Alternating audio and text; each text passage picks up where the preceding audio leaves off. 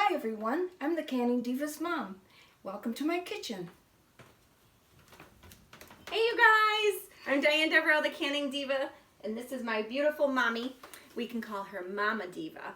We are making strawberry salsa today. We've been doing some filming this morning with WZZM, and I thought how fun would it be to go over the strawberry salsa recipe, both fresh and canned, before it airs on Tuesday. Now you're going to get the full recipe with Lego, but I'm going to give you some tips and tidbits that you can take with you, and I'll be sure to post the recipe online. My mom has to skedaddle, so thanks, Mom. And we're going to get to canning. Bye everyone. Bye. Okay, so strawberry salsa. For those of you that have my cookbook, Canning Full Circle, that is on page 122. For those of you that don't have the recipe, or excuse me, the book, you may get it at my website, canningdiva.com.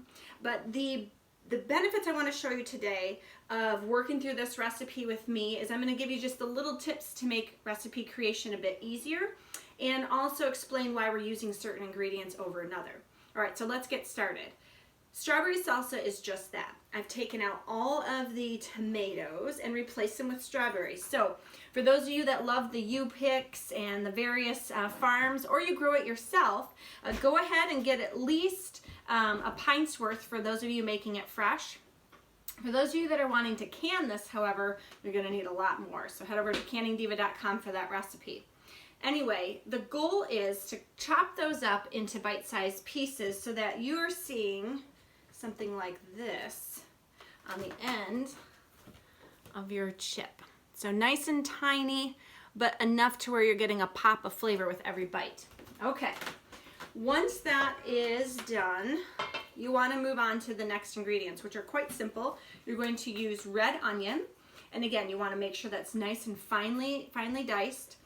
You're going to also want to get some jalapeno in there. For those of you that like things hot and spicy, go ahead and gravitate to those that have the various striations to show that there's some heat in here. You may also leave the seeds if you want it nice and hot. For those of you that want a touch of heat like me, but not too overpowering, I remove all of those seeds and then very finely chop. So what I do is I literally just run my knife down a straight line after cutting that jalapeno in half and taking out all of the seeds. I just run my knife into nice tiny little strips, okay? And then I go ahead and I just run the knife back through very, very small. So you have nice small cubes that you then add to your recipe. Now, if you're making it fresh, when you add a new ingredient, make sure you stir it and mix it each and every time. Don't just dump everything in together. When you're serving this fresh, the goal is to make sure that everything is very well distributed. Otherwise, you're going to have more sweet or more tang in one bite and not in the other. So we want to keep this as evenly balanced as possible. Okay, then you also want to make sure you're getting fresh cilantro and fresh mint. You definitely don't want to use dried for this recipe, okay? So for those of you new to chopping fresh herbs, you're just going to pinch the mint off so you have each leaf. You're going to run that knife through there very coarsely, one direction, okay? Watch your fingers. And then you're going to run it back through the opposite direction. If you do not like to see the big chunks in your food, fresh or otherwise, feel free to pop all of your fresh herbs into a food processor and just pulsate those so that they become as small as you prefer, all right? I often, when I serve this fresh, will reserve some extra mint to sprinkle on top. Gives it a nice little pop of flavor. But go ahead and do the same for your cilantro, making sure you remove all of those stems. For those of you that have no preference and you love your cilantro, you may keep that on there. Just make sure you cut those stems as small as possible, okay? But for the cilantro lovers out there, go ahead and add a little more if you prefer. For those of you that cannot tolerate cilantro, because I know it's some of us, I love it. Some people say, oh, it tastes like soap, so you may omit it completely from the recipe, your call. But again, you're just going to run that knife through there one direction, you're going to run it back through the opposite. Keep running it through there until you get the size that you desire. All right, and again, every time you add something new, stir that up really, really good. Make sure you're distributing those flavors because next up are the enhancers. All right, so whether you're canning this or not, you're going to be using 3 ingredients that are all required because that's what gives it this variety of tang, sweet, and heat. So that is going to come from lime juice. I get asked all the time which brand I use if I don't have fresh limes, and that would be Nellie and Joe's. Okay, that's out of Key West, Florida. I use Bragg's apple cider vinegar. For those of you that love it, you got to give it a stir because it's very, very, there's the mother in there, there's particles on the bottom, so you want to make sure you mix that all up before you add that to any recipe.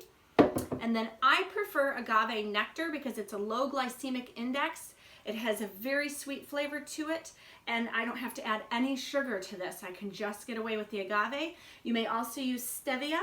Again, with both of these, a little goes a long way, so don't overdo it or it's going to be too sweet and it might throw off the flavor.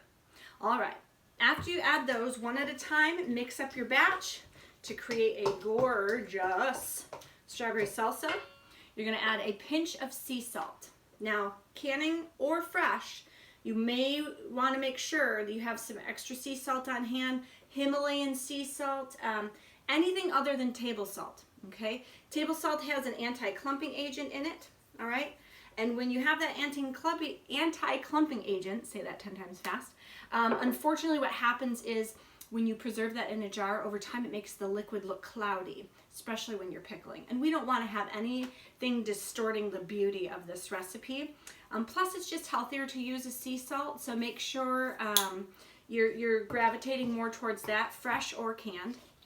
If you don't have any sea salt on hand, you may use your pickling salt. Totally fine. Just get a pinch of that and work it all the way through the recipe. Don't just throw it into one particular area. Again, flavors have to be well distributed. All right, we're gonna mix this up. Oh, it smells so amazing. I wish there was a smell feature on our iPhones. All right, so here's what it looks like. Look at that gorgeous salsa. Now, if you're gonna serve it fresh, I suggest popping this in the refrigerator, letting it sit for at least a half an hour, allowing all of the tang, the sweet, everything to kind of permeate the fruit and vegetables. If you don't have a half an hour, it's fine. You can serve it and go. I highly suggest softening a brick of cream cheese and pouring this over the top of it. And for those of you like me that are gonna can this summer, I highly recommend you making a double batch, because when you do, you're going to have jars of this on your pantry shelf for, well, depending on how much you eat it or how fast you eat it, you're going to have at least for a year or two. Now, I make up as much as I can because I also like the added benefit of the liquid that's left behind.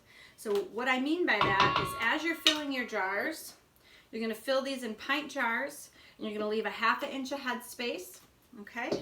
So you see here, you use your funnel, and you just go ahead and you get that all in there. Now, I'm taking the fresh version, showing you the canning version.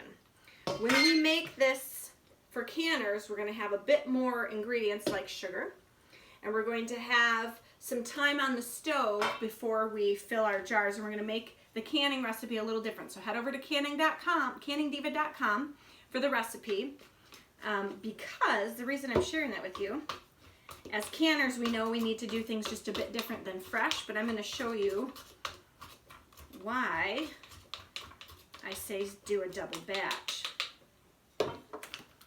We have a bunch, you can already see it collecting, a bunch of liquid, all right?